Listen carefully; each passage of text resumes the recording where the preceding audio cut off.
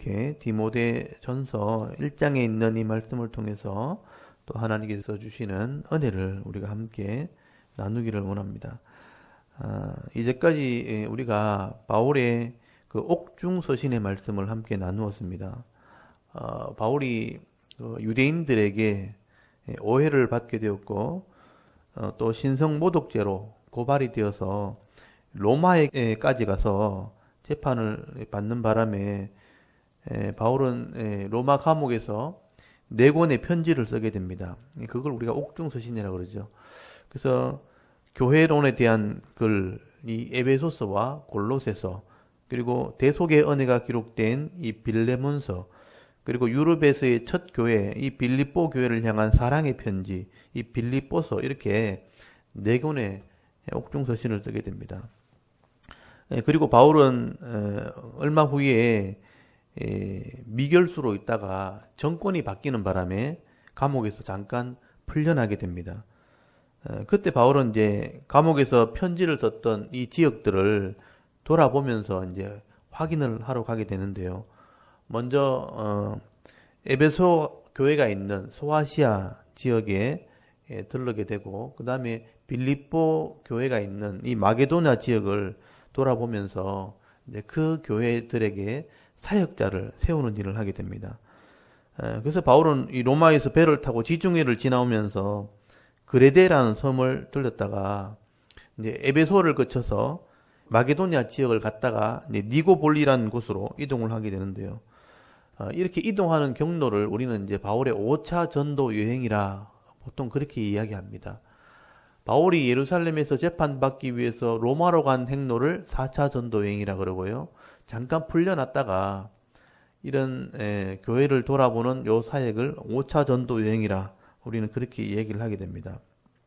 그래서 우리가 이런 5차 전도 여행의 행로들은 바울의 서신들을 이렇게 살펴봐야지만 알 수가 있거든요. 그래서 제가 이 5차 전도 여행의 행로를 짐작할 수 있는 그런 구절들을 먼저 한번 좀 살펴보기를 원합니다. 먼저 우리가 빌레몬서 1장 22절을 잠깐 한번 보겠습니다. 빌레몬서 여러분 1장 22절을 한번 펴보시기 바랍니다. 디모데전서 뒤에 보면 디모데 후서 다음에 빌레몬서가 나오는데요. 여러분 빌레몬서 1장 22절을 보시면 우리 지난번에도 이렇게 보았지만 거기 행로를 기록해 놓았죠. 빌레몬서 1장 22절을 우리 같이 한번 읽어볼까요? 한번 읽어보겠습니다. 시작. 오직 너는 나를 위하여 숙소를 마련하라. 너희 기도로 내가 너희에게 나아갈 수 있기를 바라노라. 아멘. 여기 보시면 이 빌레몬서는 로마 감옥에서 기록을 했거든요. 옥중서신이니까. 근데 내 숙소를 좀 마련해라. 이런 내용을 쓰죠. 곧 내가 나갈 수 있기를 바란다 하는 것은 곧 풀려난다는 뜻입니다. 그래서 바울이 이 빌레몬, 아시아에 있는 빌레몬에게 숙소를 지금 마련하라고 부탁을 하게 되는 겁니다. 그리고 얼마 있다 바울이 풀려나게 됩니다. 그래서 디도서 여러분 1장 5절을 한번 보시기 바랍니다. 바울이 풀려나자마자 이제 지중해를 지나면서 그레데라는 섬에 가게 되는데 디도서 1장 5절을 한번 보시기 바랍니다. 바울의 행로를 이렇게 짐작할 수 있는 구절을 제가 읽어드립니다. 디도서 1장 5절을 한번 읽어보겠습니다. 시작. 내가 너를 그레데에 남겨둔 이유는 남은 일을 정리하고 내가 명한 대로 각 성의 장로들을 세우게 하려 함이니. 아멘. 여기 보면 내가 너를 그레데에 남겨두었다 하는 말씀을 하고 있죠. 바울이 로마의 그 감옥에 가택 연금 상태에서 이제 풀려나게 되었고, 이 그레데라는 섬이 지중해 한가운데 있는 섬입니다. 그래서 아시아로 지나가면서 그레데 섬에 머무르게 되었고, 디도를 거기 남겨 놓았다. 그런 말씀을 하게 되죠. 그리고 나서 바울은 에베소로 가게 되는데, 여러분 디모데전서 오늘 읽었던 디모데전서 1장 3절을 한번 보십시오. 디모데전서 1장 3절을 보시면, 디모데전서 1장 3절은 제가 읽어볼게요. 내가 마게도나로 갈 때에 너를 권하여 에베소에 머물라 한 것은 하고 돼 있죠. 그래서 바울이 그레데 섬에 갔다가 이제 아시아에 있는 에베소에 머물게 되는데, 거기서 디모데를 남겨놓고 내가 마게도냐로 갔다 이런 표현이 나오죠. 마게도냐 갈 때 너를 에베소에 남겨놓았으니까.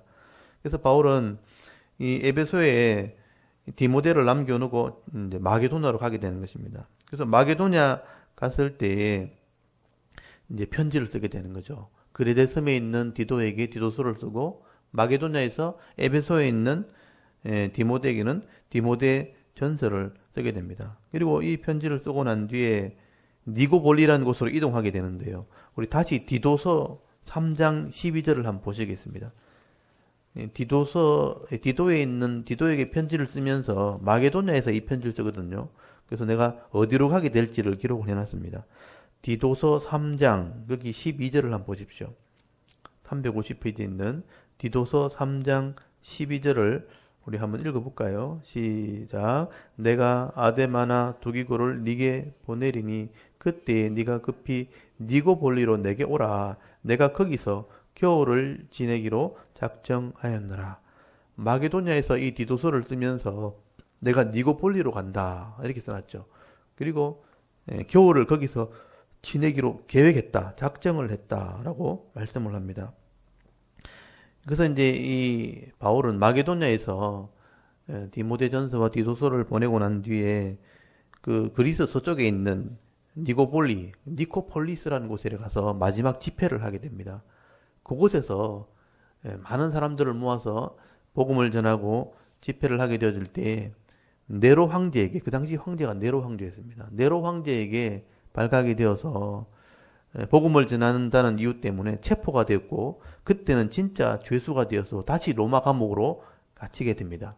이때는 정말 감옥에 들어가는, 그 전에는 가택 연금 상태였지만 이제 네로 황제한테 잡혔을 때는 진짜 감옥에 들어가게 됩니다. 그리고 얼마 있다가 AD 68년경에 네로 황제에 의해서 사형 집행을 바울이 당하게 되는 겁니다. 바울은 이 처음에 로마 감옥에 들어갈 때 내가 로마를 갔다가 지나서 스페인까지 갈 것이다. 땅끝으로 가서 복음을 전할 것이라 그렇게 생각을 했었는데 바울이 로마 감옥에 갇혀서 편지를 쓰는 동안, 옥중서신을 쓰는 동안에 교회의 기초를 세우는 것이 얼마나 중요한지를 다시 깨닫게 됩니다. 그래서 교회론에 대한 편지를 쓰게 된 거예요. 에베소서, 골로새서, 몸된 교회, 머리 대신 예수 그리스도를 가르치고 세우는 게 중요하다. 그래서 편지를 쓰면서 교회를 세우고 교회의 일꾼을 세우는 것이 더 중요하다는 것을 바울이 로마 감옥에서 깨닫게 되는 것입니다. 그래서 로마 감옥에서 풀려났을 때 원래대로 하면 스페인으로 가야 되는 거예요. 땅끝으로 가야 되는데 땅끝으로 가지 않고 다시 편지를 썼던 교회로 가게 되죠. 그래서 그레데 섬에 가서 디도를 사역자로 세우고 에베소에 가서 그 10년을 기렸던 3년 동안 전도했던 그 에베소 교회는 디모데를 사역자로 세우게 되는 것입니다. 그리고 마게도냐 가서 이 두 일꾼들에게 교회를 섬길 때는 어떻게 해야 되는가, 또 일꾼들을 세울 때는 어떻게 일꾼을 세워야 되는가, 이 목회에 대한 그런 경험들을 바울이 편지를 쓴 게 디모데 전서와 디도서 편지가 되는 것입니다. 그래서 이 디도서와 디모데 전서는 우리가 아직 앞으로 나눌 말씀인데요. 목회를 하는 젊은 일꾼들에게 어떻게 교회를 섬길지를 기록했기 때문에 이거를 목회 서신이라 보통 그렇게 이야기를 하게 되는 것입니다. 그래서 목회 서신 중에서 우리가 먼저 나눌 말씀이 오늘 디모데 전서인데요. 그래서 이 에베소에 디모데를 사역자로 세웠기 때문에 네가 교회를 섬길 때 또 감독으로 또 목사로 교회를 섬기려면 이렇게 해야 된다. 그 교회를 섬기는 일꾼들에게 주는 교훈의 말씀이 기록된 게 디모데 전서인 것이죠. 그래서 오늘 이런 배경 속에서 디모데 전서 말씀을 한번 나누기를 바랍니다. 그래서 오늘 1장에 보시면 1절에서 2절까지는 이제 기록자와 인사말이 기록되어 있습니다. 그래서 2절 거기 보면 디모데에게 내가 편지를 쓴다고 되어 있고 에베소에 있는 디모데죠. 그래서 이 편지는 마게도냐에서 이 편지를 썼고 에베소에 있는 디모데에게 편지를 쓰면서 은혜와 긍휼과 평강이 있을지어다 인사말을 기록하고 3절부터 이제 본론을 이야기하기 시작합니다. 3절에 보시면 바울이 디모데를 에베소의 사역자, 지도자로 세운 목적을 말씀을 하게 됩니다. 여러분 3절 보시면 내가 마게도냐로 갈 때에 너를 권하여 에베소에 머물러 한 것은 지도자로 세운 것이죠. 어떤 사람들을 명하여 다른 교훈을 가르치지 말며 신하와 끝없는 족보에 몰두하지 말게 하려 함이라. 이런 것은 믿음 안에 있는 하나님의 경륜을 이룸보다 도리어 변론을 내는 것이라 라고 말씀을 합니다. 바울이 교회 지도자를 세운 것은 교회에 유익되지 않은 다른 것들, 엉뚱한 것을 가르치지 말도록 필요한 것을 가르치도록 내가 사역자를 세웠다는 거예요. 그래서 교회는 하나님 말씀을 바로 가르치는 곳입니다. 근데 그 당시엔 이런 철학을 기본으로 했던 이런 이단 사상들을 가르치기도 했고요. 또 신화나 족보에 대한 논쟁을 가르치기도 했다는 것입니다. 그래서 여러분 어느 시대든 간에 이런 잘못된 신앙에 대한 논쟁이 항상 있어 왔다는 것이죠. 그 당시에는 이런 영지주의자들이요.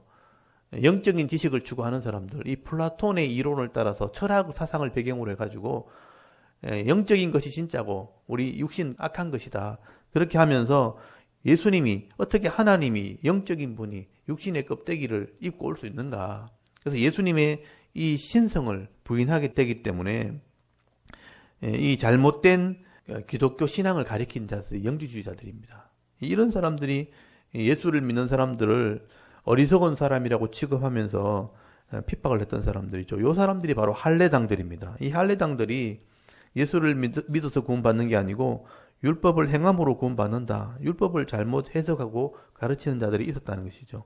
이렇게 잘못된 믿음을 가지고 논쟁하는 것은 결국은 싸움밖에 하지 않는 것입니다. 그래서 이런 이단자들은 잘못된 지식을 가르치고 그들의 주장을 믿게 하려고 하기 때문에 결국은 논쟁이 일어나는 것밖에 없다. 그래서 하나님의 경륜을 이루기보다 하나님의 경륜이 구원을 말하는 거거든요. 이런 이단자들이 교회에 와서 가르치게 되어지면 논쟁이 일어나기 때문에 너희들은 교회에서 바른 지식을 가르쳐라. 이게 사역자를 세운 목적이라는 겁니다. 그래서 여러분 5절을 한번 보십시오. 5절에 보시면 이 교훈의 목적은, 이 교회에서 바르게 가르치는 목적은 청결한 마음과 선한 양심과 거짓 없는 믿음에서 나오는 사랑이거늘 사람들이 이에서 벗어나 헛된 말에 빠져 율법의 선생이 되려 하나 자기가 말하는 것이나 자기가 확정하는 것도 깨닫지 못하는도다. 여러분 이게 할례당 잘못된 이단자들을 보고 하는 말입니다. 여기 보시면 바른 믿음, 여기 보면 선한 양심, 청결한 마음, 또 거짓 없는 믿음, 이런 바른 믿음에서 사랑의 실천이 나와야 되는데, 말씀에 대한 실천이 나와야 되는데 하나님 말씀을 잘못 가르치고 율법을 가르치는 선생이 되어서 율법을 강조하다 보니까 자기도 알지 못하고 깨닫지 못하는 것을 가르치는 이단자들이 있었다. 이게 할례당들을 말하거든요. 그래서 바울이 이런 이단자들을 잘못 가르치는 것을 이렇게 막고 너희들이 바른 지식, 이 율법의 원래 의미를 바로 깨닫고 가르치는 이 복음을 가르쳐야 된다 하는 것을 바울이 말씀을 하게 되는 것이죠. 그래서 여러분 8절에 보시면 그 당시에 이단자들이 할례당들이 이 율법에 대한 의미를 잘못 가르친 거예요. 율법을 행함으로 구원 얻는 것처럼 잘못 가르친 것입니다. 그래서 바울이 율법의 의미를 설명하게 되는 거예요. 율법은 죄를 알게 하는 역할을 하는 것이다.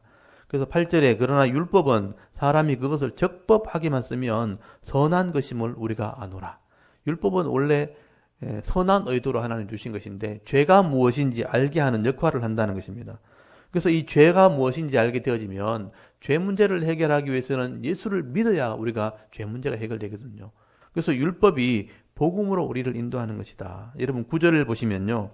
알 것은 이것이니 우리가 이것을 알아야 된다는 거예요. 율법은 옳은 사람을 위하여 세운 것이 아니요 오직 불법한 자와 복종하지 않은 자와 경건하지 않은 자와 죄인과 거룩하지 아니한 자와 망령된 자와 아버지를 죽이는 자와 어머니를 죽이는 자와 살인하는 자며 오맹하는 자와 남색하는 자와 인신매매하는 자와 거짓말하는 자와 거짓 맹세하는 자와 기타 바른 교훈을 거스른 자를 위함이니 이런 율법이 이게 율법에 다 기록된 죄를 말하는 겁니다. 율법을 통해서 이런 죄를 짓는 사람들이 내가 죄인인 것을 알게 하는 거예요. 아, 내가 죄인이구나. 이 죄 문제를 해결하려면 어떻게 해야 되지?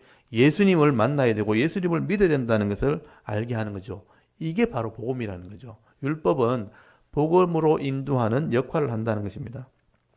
그래서 내가 이 복음을 따름으로 이것을 가르치고 전하는 자가 되었다. 그래서 여러분 11절에 보시면 이 교훈은 내게 맡기신 바 복되신 하나님의 영광의 복음을 따름이라. 율법을 바로 깨달으면 죄인인 것을 알게 되어지고 죄인인 것을 알게 되면 복음을 따르게 되어진다. 예수를 믿게 된다는 것입니다. 사실 바울도 예수 믿기 전에는 율법에 능한 자였죠. 율법을 가르치는 그런 사람이었습니다. 그런데 이 율법을 깨닫기 전에는 율법을 행함으로 또 율법을 지킴으로 구원받는다고 생각을 했지 이 율법이 죄를 깨닫게 하는 역할이 있다는 것을 생각을 못했다는 거예요. 그런데 하나님의 은혜로 예수를 만나게 되었고 예수를 믿고 난 뒤에야 내가 의롭게 되는 것은 예수를 믿어야 의롭게 되는구나. 예수님의 십자가를 믿음으로 우리가 죄사함 받게 되는 것을 알게 된 것입니다. 그래서 이 바울이 내가 참 부족한 자였고 교만한 자였다는 것을 이 율법을 통해서 깨닫게 되었을 때 내가 얼마나 죄인이었다 하는 것을 알게 된 것이죠. 거기 12절부터는 이 바울이 깨달은 것을 간증을 하게 되는 겁니다. 여러분 바울도 율법을 전하는 자였지만 율법의 의미를 깨닫고 나서는 이제는 복음을 전하는 자가 되었다는 겁니다. 여러분 12절에 보시면 나를 능하게 하신 그리스도 예수 우리 주께 내가 감사함은 나를 충성되이 여겨 내게 직분을 맡기심이니라고 말씀을 합니다. 원래는 내가 예수를 믿는 사람을 핍박하는 자였는데 예수를 바로 알고 나서는 예수를 전하는 직분을 맡게 되었다는 겁니다. 그래서 여러분 13절 보시면 내가 원래 어떤 사람이었는가? 내가 전에는 예수 믿기 전이죠. 비방자요, 박해자요, 폭행자였으나 도리어 긍휼을 입은 것은 내가 믿지 아니할 때 알지 못하고 행하였습니다. 여러분 바울 옛날 예수 믿기 전에는 지금 그 당시 할례당들처럼 똑같이 예수를 믿는 사람을 비방했던 사람입니다. 폭행자였다는 거죠. 이게 알지 못하고 살 때는 그랬다는 거예요. 그런데 하나님의 긍휼하심으로 내가 율법의 의미를 깨닫고 난 뒤에는 율법이 내가 죄인인 것을 알겠다는 겁니다. 그래서 내가 율법을 바로 알고부터는 내가 얼마나 죄인이었다 하는 것을 깨닫게 되었다. 그래서 15절 끝에 보시면 내가 죄인 중에 괴수였다 하는 것을 알게 되었다는 거예요. 죄인 중에서는 괴수란 말이 최고였다. 죄인 중에는 최고 내가 1등이었다. 그래서 14절에 보시면요.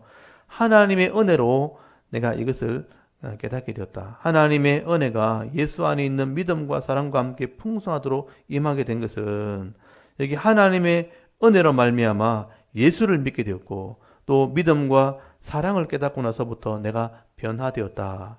그래서 바울은 생각해 보니까 내가 왜 이렇게 은혜를 받게 되었는가? 왜 이렇게 변화되었는가? 나중에 깨닫고 보니까 나중에 믿게 될 사람을 위해서 내가 본을 보이기 위해서 최고 악한 사람을 최고의 은혜 사람으로 변화시켰다는 겁니다. 이게 하나님의 은혜였고 내게 주신 사명이었다 하는 것을 바울이 스스로 깨닫게 되었다는 겁니다. 여러분 16절 한번 보십시오.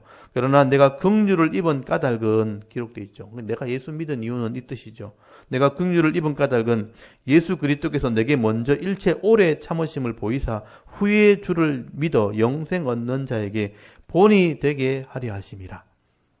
바울이 예수를 믿기 전에는 율법을 믿는 사람이었죠. 율법을 행함으로 구원받는다고 믿었기 때문에 예수를 핍박했던 사람입니다. 그런데 율법의 의미를 깨닫고 내가 죄인인 것을 알고 난 뒤에 예수를 믿고 의롭게 된 것이죠. 그렇게 된 것은 나중에 믿게 될 사람을 위해서 내가 본이 되기 위해서 이렇게 악한 사람도 예수 믿으면 변화된다는 것을 보여주기 위해서 본이 되게 하려고 나를 예수 믿게 했구나. 바울은 그것을 깨닫게 된 것입니다. 이게 바로 성도의 가치고 교회의 가치라는 것입니다. 여러분 성도가 예수 믿게 된 것은 그냥 내가 이 땅에 잘 살려고 믿게 되는 게 아니라는 거예요. 내가 하나님의 사람으로 변화된 것은 다른 사람에게 이런 은혜를 끼치게 하려고 다른 사람을 구원하려고 예수 믿게 하는 것이다. 그 다른 사람을 전도하기 위한 도구로 나를 쓰려고 직분자로 나를 불렀다 하는 것을 깨닫게 한 것입니다. 여러분 우리가 예수를 믿게 되어지면 인생을 사는 가치관 자체가 달라지는 것입니다. 나 혼자 잘 살려고 또 나 혼자 성공하려고 예수 믿는 게 아니고 다른 사람을 섬기기 위해서 또 다른 사람을 예수 믿게 하기 위해서 다른 사람의 영혼을 구원하기 위해서 내가 예수 믿게 되었다 하는 것을 깨닫게 되는 것이죠. 여러분 이 세상의 가치를 깨닫지 못하면 내가 인생을 살아가는 것이 그냥 나 혼자만의 목적이 되어버린 것이죠. 그래서 세상 사람들 보면요, 자기를 잘 살게 하기 위해서 인생의 모든 계획을 세우고 공부를 하고 돈을 보고 그런 물질을 가지게 되어지면 자기를 치장하고 또 먹고 마시면서 자기 향락을 위해서 살아가지만 결국 만족함을 누리지 못합니다. 그런데 예수를 믿고 난 뒤에 이 인생 자체가 나그네 길이구나. 우리의 영광이 그냥 풀과 같고 꽃과 같은 것이구나 하는 것을 깨닫게 되어지면 여러분 인생이 썩어질 것을 위해서 인생을 살지 않고 하나님이 주시는 영원한 것을 위해서 사는 사람으로 변화되어지는 것입니다. 그래서 이 땅에 정말 가치 있는 것이 무엇인가? 다른 사람들을 구원하는 것, 또 다른 사람을 섬기는 것, 영원한 것을 믿게 하는 것, 그것이 가장 가치 있는 것이라는 것을 깨닫게 되는 것입니다.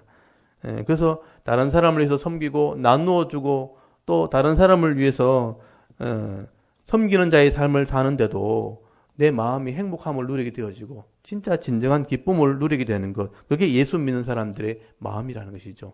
바울이 그것을 깨닫게 된 것입니다. 바울은 로마의 시민권도 있었고 학문도 있었고 가문도 좋은 가문을 가지고 있었지만 이것을 자랑하는 것이 자기 인생이 된 것이 아니고요. 이런 것을 다 내려놓고 다른 사람을 영혼을 구원하기 위해서 다른 사람에게 은혜를 끼치기 위해서 복음을 전하는 이 사명을 감당하는 것이 바울의 진정한 기쁨이 되었다. 그의 사명이 되었다. 또 그의 그게 소명이 되었다는 것을 깨닫게 된 것이죠. 그래서 바울이 너도 이렇게 복음을 전하는 자가 되어라. 이 디모데에게 너도 이 복음을 전하는 일꾼이 되라고 지금 이 말씀을 기록하게 된 것입니다. 그래서 여러분 거기 18절 한번 보십시오. 18절에 보시면 디모데에게 하는 말이죠. 아들 디모데야, 내가 네게 이 교훈으로서 명하노니 전에 너를 지도한 예언을 따라 그것으로 선한 싸움을 싸우며 믿음과 착한 양심을 가지라. 어떤 이들은 이 양심을 버렸고 그 믿음에 관하여는 파선하였느니라.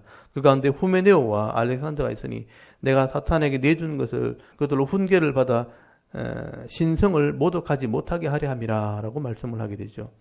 바울은 이 디모데에게 너는 선한 싸움을 싸우며 믿음과 착한 양심을 가지는 지도자가 되라고 지금 교훈을 하고 있는 것입니다. 여러분 잘못된 교훈을 따라가다가는 후메네오나 알렉산더처럼 잘못된 길을 가게 될 것이다. 여러분 교회를 섬기고 성도를 섬기는 이 믿음의 길을 가는 것이 사역자가 가야 될 길이다. 바울이 디모데에게 이런 권면을 하게 된 것이죠. 바울도 핍박자에서 복음을 전하는 이 사명을 감당한 사람으로 변화되어진 것처럼 너도 이 선한 싸움을 싸우며 믿음과 착한 양심을 가지고 이런 잘못된 길을 가지 않는 또 잘못된 길을 가는 사람을 바로잡는 이런 지도자로 사명을 감당해야 될 것을 디모데에게 교훈을 하게 되는 것입니다.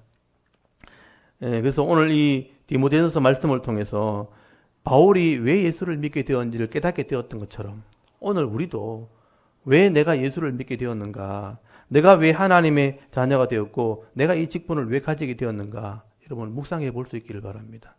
나 혼자 잘 되려고 예수를 믿은 것이 아니고 다른 사람의 영혼을 구원하기 위해서, 또 알지 못하는 자를 깨닫게 하고 또 다른 사람을 섬기게 하기 위해서, 그래서 그것이 기쁨이 되게 하기 위해서 우리가 예수를 믿게 되었다, 하나님의 자녀가 되었다는 것을 여러분 깨달을 수 있기를 바랍니다. 여러분 내가 예수를 믿게 된 것은 나를 통해서 다른 사람을 구원하기 위해서라면 여러분이 만나는 사람은 다른 사람이 만날 수 없잖아요. 여러분의 가족들, 여러분의 친지들, 여러분의 친구들, 여러분만이 만날 수 있는 전도의 대상자들입니다.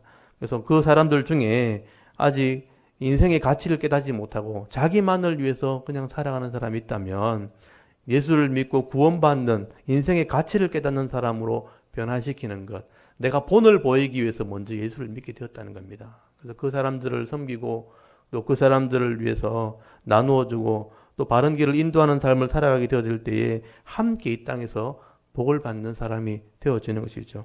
오늘 저와 여러분이 이왕에 예수 믿고 이 땅에 살 바에는 세상의 헛된 것을 향하여 시간을 허비하기보다는 이 변하지 않는 진리를 붙들고 교회와 성도를 섬기고 가족과 이웃을 섬기게 되어질 때에 많은 사람들을 옳은 대로 인도할 수 있는 정말 가치 있는 삶, 의미 있는 삶을 살아가시고 이 믿음의 길을 끝까지 달려갈 수 있는 저와 여러분의 남은 생의 삶이 될 수 있기를 주의 이름으로 축원합니다. 아멘. 잠깐 기도드리겠습니다.